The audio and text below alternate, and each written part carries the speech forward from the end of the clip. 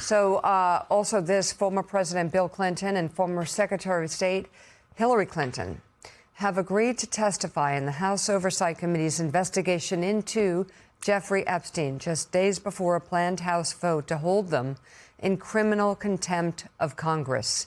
They're expected to answer questions related to Epstein as shocking headlines continue to emerge from the roughly 3 million pages of documents released by the Justice Department on Friday.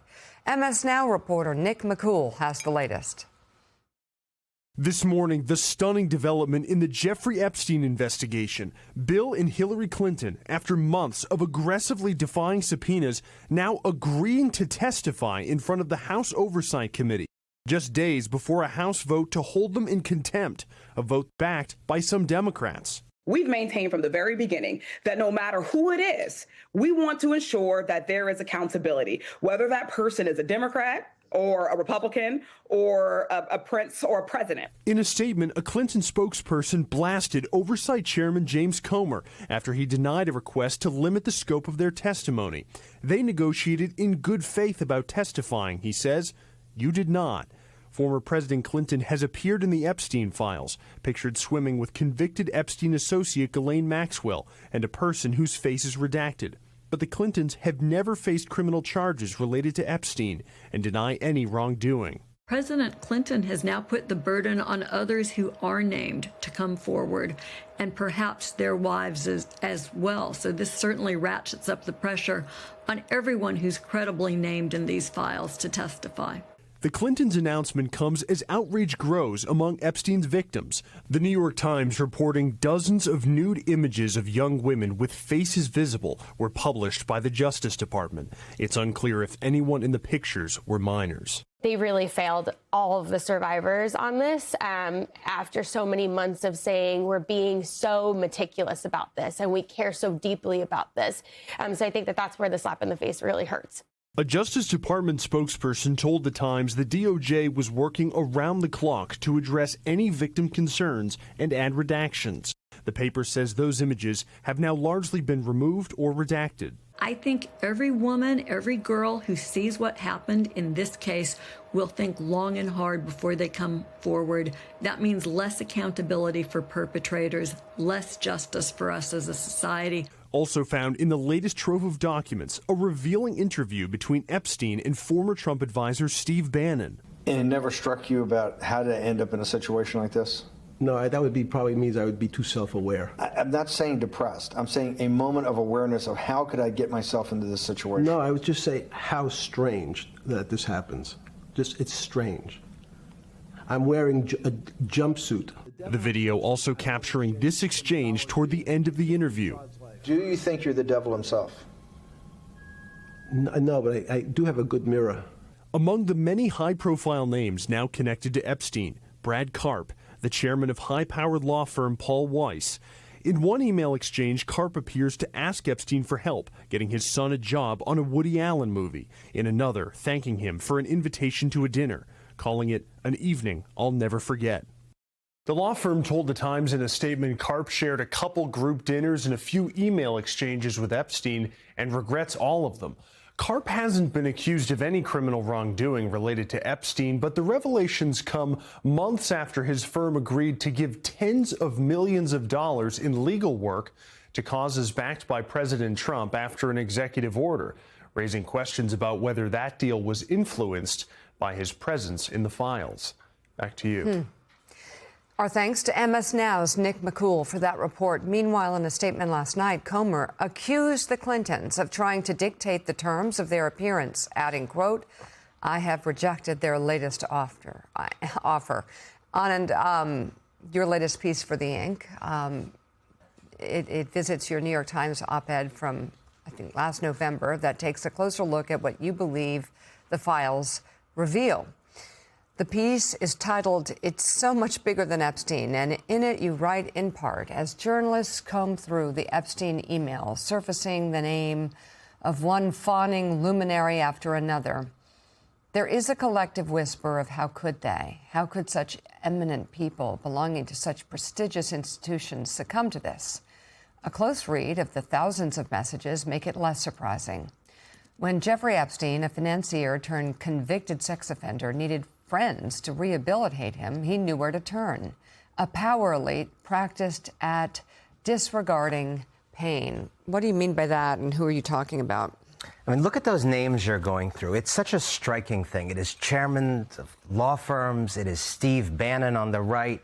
Of course, it was Larry Summers, former Treasury Secretary and Harvard president, who's on the left.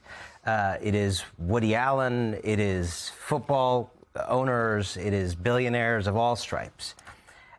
Scientists, academics, philanthropists, Bill Gates. And as I was reading the emails, I was thinking, how did all these different people, different ideologies, different professions, different backgrounds, different ages gravitate to him, to this one guy? And as I read the emails and the blasé way in which they were palling around with him, whether some in hot tubs, as we saw there, some dinner meetups, some, as we know, were involved in actual sex crimes, some may have just been social friends in New York. What I realized this group of people had in common is that what Jeffrey Epstein did, presumably, was not a deal breaker for them. And this is a class of people. So you're saying they knew? Well, I think different people do different things. But this was years and years and years after his conviction. Exactly. And so they did know. They did. Well, I mean, as a legal matter, like, I don't know what they had read. How could you not know? Right. And he was very clearly trying to rehabilitate himself in New York society and using them. But the point is, it's not like, how could such eminent people do it? These are people who, at every turn in the last generation, have been very capable of looking away from the pain of Americans. They've been very capable of it in the Trump era, when their business interests needed to be focused on instead of what Trump is doing to democracy. These are people who, in many ways, have been part of turbocharging inequality in this country, been able to look away at that pain. They've had a lot of practice looking away at the pain of all the people we sent to Iraq on a lie. So this is a group of people, a class of people, what Congressman Ro Khanna calls the Epstein class, that is very, very good at plugging their ears and not hearing people cry. So when these incredibly brave women have been speaking out, they have shamed, I think, not just one man. This is the important point. They have shamed a class of people who were not only able to overlook those survivors and their stories, but as many of those women have themselves said, were able to overlook a power structure that made that possible. Right. Made them even, like, if you look at the emails, which, again, don't prove a crime, but if you look at the emails between these powerful men, whether it's Richard Branson or this longevity doctor who works at CBS, they're almost mocking his lifestyle, showing that not only do they know about it, they can joke about it flagrantly. And some of them were giving him PR advice on how to rehabilitate his image. One of the most striking emails there is actually from sets of emails. This is from Catherine Rumler, who worked as Barack Obama's White House counsel, Democratic administration, White House counsel, lawyer representing the American presidency. Now, in the way that is normal in American life, she's the chief lawyer for Goldman Sachs. Wow. And they're trading advice. She's getting his advice on, should I become attorney general?